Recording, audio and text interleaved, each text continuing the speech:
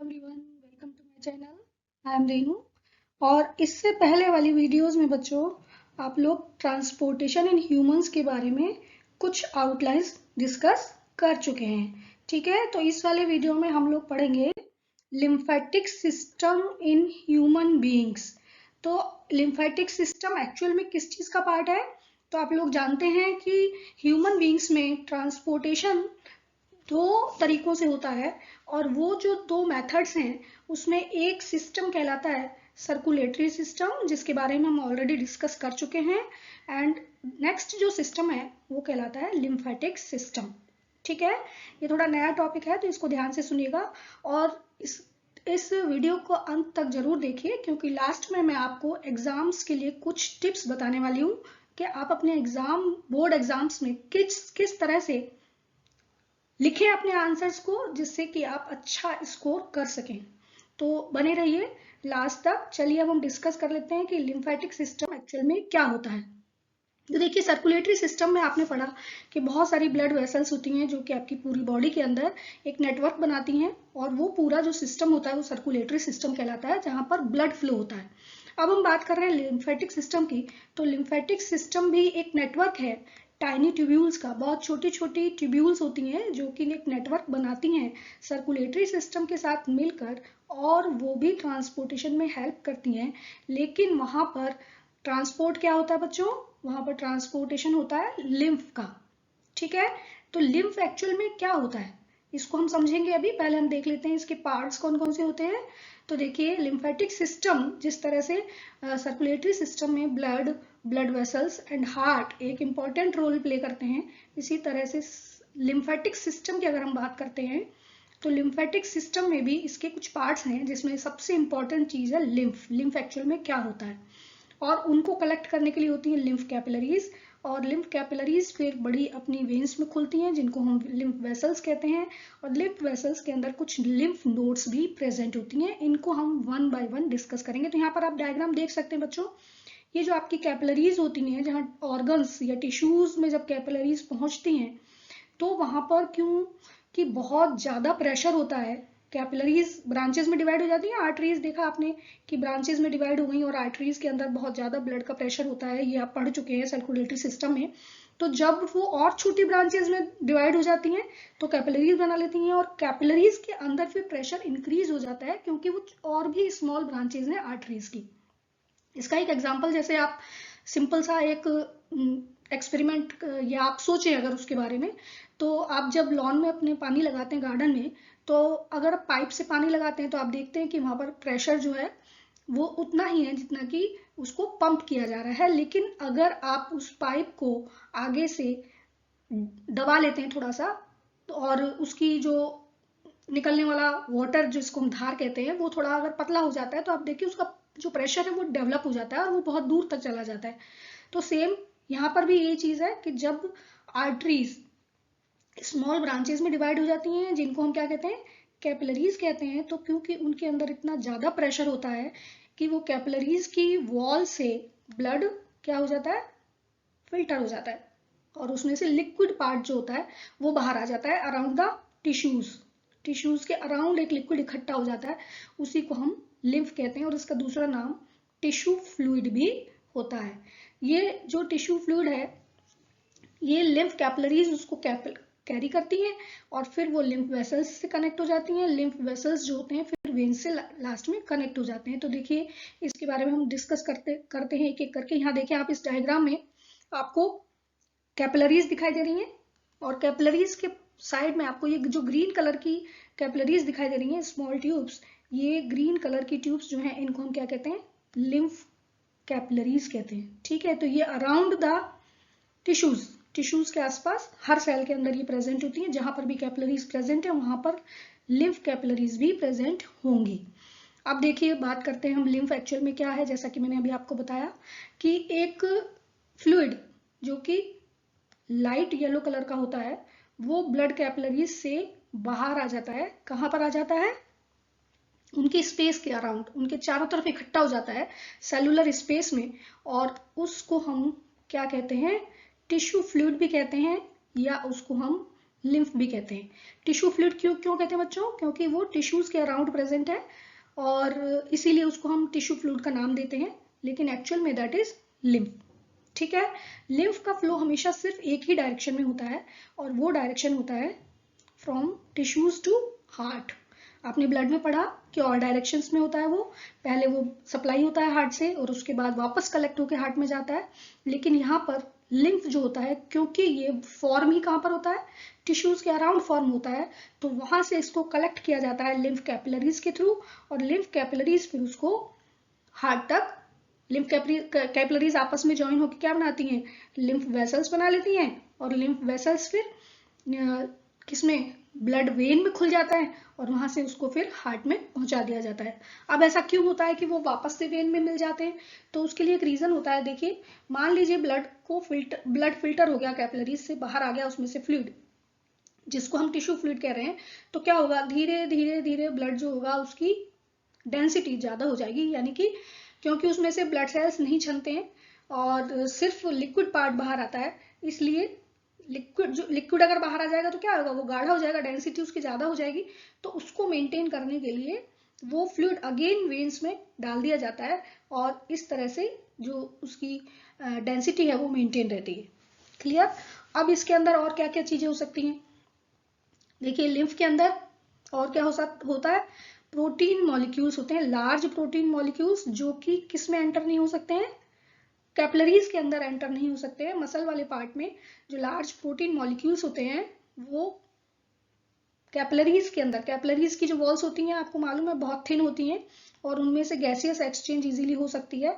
Even fluid भी जब वहां पर ग्रेट प्रेशर में होता है तो वो फिल्टर होके बाहर आ जाता है या सीप आउट हो जाता है, उसी को हम लिम्फ कहते हैं। लेकिन लार्ज मॉलिक्यूल्स उसके अंदर नहीं जा पाते हैं क्योंकि उसके पोर्स जो होते हैं वो बहुत स्मॉल होते हैं। ठीक है, इसके साथ साथ लिम्फ के अंदर डाइजेस्टेड फैट प्रेजेंट है और फ्रेगमेंट्स ऑफ डेड सेल्स, जो डेड सेल्स हैं वो भी उसके अंदर प्रेजेंट होती हैं। ठीक है, और लिम्फ जो वेसल्स होती हैं वो लिम्फोसाइट को कंसिस्ट करती हैं। नाउ हम बात करते हैं ब्लड लिम्फ कैपिलरीज क्या होती हैं। तो देखिए, बहुत टाइनी ट्यूब्यूल्स, बहुत छोटी पतली ट्यूब्यूल्स जो कि पूरी बॉडी में एक नेटवर्क बनाती हैं, उसको हम कहते हैं लिम्फ कैपिलरीज। ये मैंने आपको बताया, यहाँ पर ग्रीन कलर की जो होती हैं। अब देखिए, यहाँ पर सबसे इंपॉर्टेंट चीज क्या होती है, ये ब्लाइंड एंडेड होती हैं। ब्लाइंड एंडेड का मतलब जो इनके एंड्स होते हैं वो बंद होते हैं। ठीक है, ओपन नहीं है कहीं से भी, तो ये बंद है, इसलिए इनको हम क्या कहते हैं, ब्लाइंड एंडेड कहते हैं। तो फिर अब ये ब्लड को कैसे कलेक्ट, वो लिम्फ को कलेक्ट कैसे करती हैं? तो देखिए, यहाँ पर क्या होता है कि जो भी लिम्फ होता है वो इनके अंदर धीरे धीरे सीप होता है। सीप होने का मतलब डिफ्यूज होके उनके अंदर पहुंच जाता है। ठीक है, और ये इनके अंदर जो पोर्स होते हैं वो थोड़े से बड़े होते हैं ब्लड कैपिलरीज से, इसलिए लार्ज जो प्रोटीन मॉलिक्यूल्स यहाँ टिश्यूज के अंदर प्रेजेंट होते हैं वो भी इसके अंदर एंटर हो जाते हैं। ठीक है, क्योंकि इनके पोर्स लार्ज हैं, इसलिए large protein molecules present in lymph can enter into lymph capillaries due to large pores. Clear? जो भी लिम्फ के अंदर प्रेजेंट प्रोटीन मॉलिक्यूल्स हैं वो भी लिम्फ के साथ कैपिलरीज में एंटर हो जाते हैं। ठीक है, अब यहाँ पर देखें अगर आप इस डायग्राम में, तो ये जो लिम्फ है, लिम्फ कैपिलरीज हैं, देखिए यहाँ पर ये आपस में ज्वाइन हो क्या बनाती हैं, लिम्फ वेसल्स बना लेती हैं। बड़ी वेन्स जो होती हैं या बड़ी लिम्फेटिक ट्यूब्स जो होती हैं उनको हम कहते हैं लिम्फेटिक वेसल्स। ठीक है, तो लिम्फ वेसल्स जो होती हैं वो एक्चुअल में लिम्फ कैपिलरीज के ज्वाइन होने से बनती हैं और लिम्फ वेसल्स के अंदर छोटी छोटी गांठ जैसी स्ट्रक्चर, जिसको आप नोड्स कह सकते हैं, वो होती हैं और वो रेगुलर इंटरवल पे प्रेजेंट होती हैं, थोड़ी थोड़ी दूरी पर प्रेजेंट होती हैं पूरी लिम्फ वेसल्स के अंदर। और वो लिम्फ नोड्स होती हैं वो लिम्फोसाइट्स का फॉर्मेशन करती हैं। ठीक है, लिम्फोसाइट्स क्या होते हैं, एक तरह के व्हाइट ब्लड सेल्स होते हैं जो कि आपको डिजीज से बचाते हैं। तो लिम्फ वेसल्स फिर किससे कनेक्ट हो जाती हैं, लार्ज वेन्स से कनेक्ट हो जाती हैं, सर्कुलेटरी सिस्टम की वेन्स जो होती हैं उनसे कनेक्ट हो जाती हैं और जो भी लिम्फ वहां पर उन्होंने कलेक्ट किया है उसको उसके अंदर पोर कर देती हैं। किसके अंदर, वेन्स के अंदर, और उस वेन का नाम होता है सब क्लेवियन वेन। ठीक है, इंपॉर्टेंट है ये, सब क्लेवियन वेन का मतलब आपकी जो शोल्डर्स हैं वहां पर कॉलर बोन के नीचे जस्ट हार्ट के पास में एक बड़ी वेन होती है जिसके अंदर ये लिम्फ वेसल्स जाके ओपन हो जाती हैं और सारा लिम्फ वहां पर उसके अंदर पोर कर देती है। ठीक है, अब हम बात करते हैं लिम्फ नोड्स क्या होती हैं। तो यहाँ पर जैसे कि आपको डायग्राम में दिखाई दे रहा है, इस तरह से पूरे आपकी बॉडी के अंदर क्या प्रेजेंट होते हैं, लिम्फ वेसल्स, लिम्फ कैपिलरीज का एक नेटवर्क होता है और उसमें बीच बीच में देखिए आपको कुछ मोटे पॉइंट्स दिखाई दे रहे हैं, ऐसे नोड जैसे डॉट्स दिखाई दे रहे हैं, वो कहलाती हैं लिम्फ नोड्स। और लिम्फ नोड्स जो होती हैं उनके अंदर ही लिम्फोसाइट्स का फॉर्मेशन होता है, इसलिए ये किस में हेल्प करते हैं, इम्यूनिटी इंक्रीज करने में हेल्प करते हैं। तो देखिए यहाँ पर node like structures which are found at regular interval in lymph vessels. Lymph vessels के अंदर रेगुलर इंटरवल पर नोड लाइक स्ट्रक्चर्स जो प्रेजेंट होती हैं उनको हम लिम्फ नोड्स कहते हैं। क्लियर? ये स्पेशल टाइप की सेल्स को कंटेन करती हैं या इनके अंदर स्पेशल टाइप की सेल्स होती हैं जिनको हम कहते हैं लिम्फोसाइट्स। ये लिम्फोसाइट्स बहुत इंपॉर्टेंट होती हैं क्योंकि ये आपके ब्लड को क्लीन करने का काम करती हैं। ब्लड के अंदर जो ब्लड सेल्स होती हैं, डेड ब्लड सेल्स, जिनको वहां से निकालना बहुत जरूरी होता है क्योंकि कोई भी डेड पार्ट अगर ब्लड के अंदर प्रेजेंट है धीरे धीरे ब्लड की कंसिस्टेंसी उससे खराब हो जाएगी। तो इसलिए उस ब्लड को क्लीन करने के काम कौन करती हैं, लिम्फोसाइट्स करती हैं। और उसके लिए प्रोसेस क्या होता है, फैगोसाइटोसिस, खा जाती हैं उनको वो। ठीक है, इस तरह से उसको वो क्लीन कर देती हैं। और उसके साथ साथ अगर कोई जर्म्स आपकी बॉडी के अंदर प्रेजेंट होता है या एंटर हो जाता है किसी भी तरीके से, जो भी पैथोजेंस हैं वो उनको भी किल कर देती हैं by the process of phagocytosis. इस तरह से वो आपकी बॉडी को प्रोटेक्ट करती हैं फ्रॉम डिजीजेस। ठीक है, पैथोजेंस क्या होते हैं, डिजीज कॉजिंग माइक्रोब्स को हम पैथोजेंस कहते हैं। तो जब भी आपके ऊपर पैथोजेंस का अटैक होता है तो लिम्फोसाइट्स उनको खा जाती हैं मार के, इसलिए वो किस में हेल्प करती हैं, ब्लड को क्लीन करने में हेल्प करती हैं और आपकी इम्यूनिटी इंक्रीज करती हैं। अब देखिए जो भी लिम्फ है यहाँ पर क्लीन हो गया, किसके थ्रू, लिम्फोसाइट्स के थ्रू। उसके अंदर क्या चीज प्रेजेंट होगी, उसके अंदर प्रेजेंट होगी प्रोटीन मॉलिक्यूल्स और डाइजेस्टेड फैट मॉलिक्यूल्स। ठीक है, और कुछ दूसरे यूजफुल मटेरियल्स जो उसके अंदर प्रेजेंट होते हैं वो फिर इस लिम्फ के साथ ट्रांसपोर्ट कर दिए जाते हैं और लिम्फ वेसल्स खुल जाती हैं किसके अंदर, एक लार्ज वेन जिसका नाम मैंने अभी आपको बताया, उसको हम कहते हैं सब क्लेवियन वेन। और वो फाइनली हार्ट में ब्लड को लेके पहुंच जाते हैं।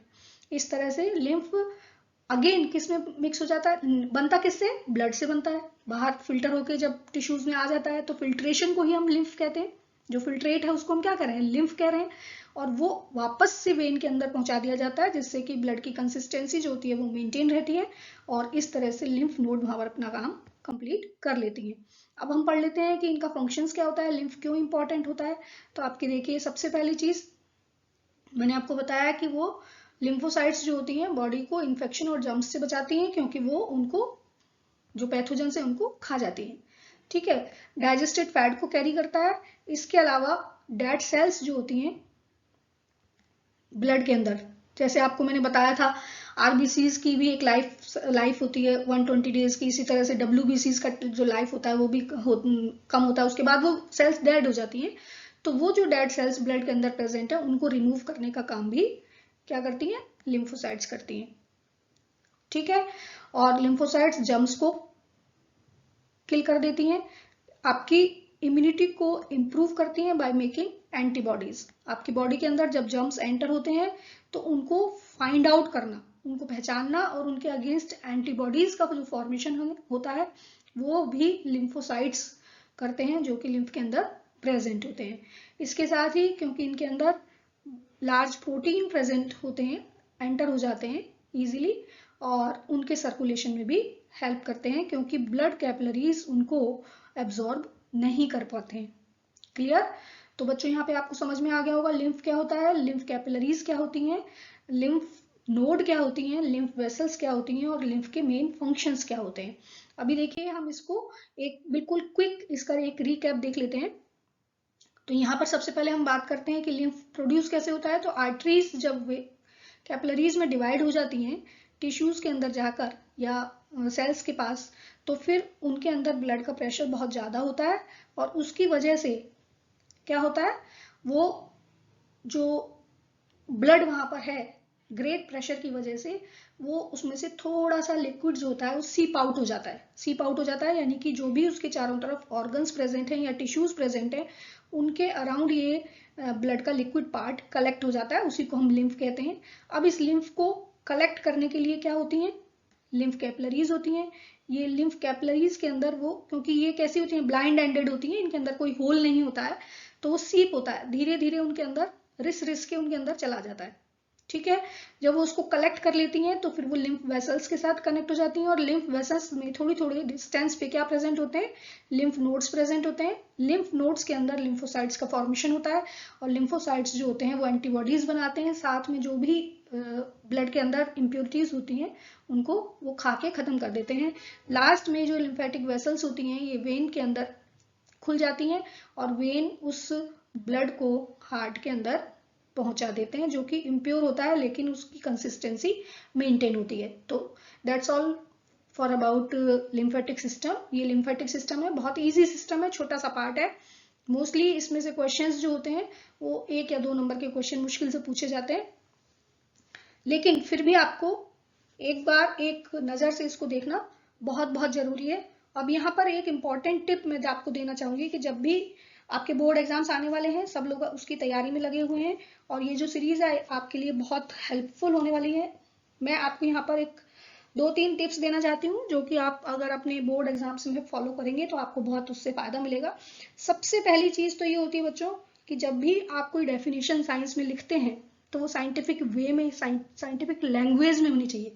उसमें आपको स्टोरी नहीं लिखनी है, आपको अपनी लैंग्वेज में उसको मोल्ड नहीं करना है, क्योंकि साइंस में कुछ साइंटिफिक वर्ड्स यूज किए जाते हैं लैंग्वेज के साथ, इसलिए उन वर्ड्स का होना वहां पर बहुत बहुत जरूरी होता है।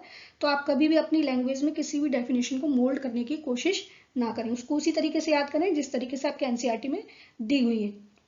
उसके साथ जब भी आप अपना कोई आंसर लिखते हैं तो वो हमेशा टू द पॉइंट होना चाहिए, ज्यादा लेंदी उसको नहीं करना है। आप पॉइंट्स में लिखेंगे, उनको मार्क करेंगे तो आपको मार्क्स एग्जामिनर प्रॉपर तरीके से दे पाएंगे। उसके साथ साथ आप जो भी आंसर अपना डिस्क्राइब करते हैं उसमें अगर डायग्राम है तो आप डायग्राम को बहुत नीट एंड क्लीन तरीके से बनाइए, उसको पूरी तरह से लेबल करिए और उसके साथ साथ अगर आप एक्सप्लेन कर सकते हैं अपना आंसर तो पहले उसका एक आउटलाइन यानी कि जिसको हम फ्लो चार्ट कहते हैं वो आप बनाइए और उसके बाद अपना आंसर लिखिए। तो आप देखिए आपके मार्क्स किस तरह से इंप्रूव होते हैं। तो आई थिंक ये आपको वीडियो पसंद आया होगा। अगर आपको पसंद आया तो प्लीज इसको लाइक करें, सब्सक्राइब करें और शेयर भी करें, जितने ज्यादा से ज्यादा स्टूडेंट्स में आप कर सकते हैं। ये वीडियोस आपके लिए एग्जाम पॉइंट ऑफ व्यू से बहुत इंपॉर्टेंट है और बहुत अच्छा रिवीजन आपका इनसे हो जाएगा अगर आप एग्जाम से पहले इनको देखते हैं। So thanks for watching this channel. Thank you.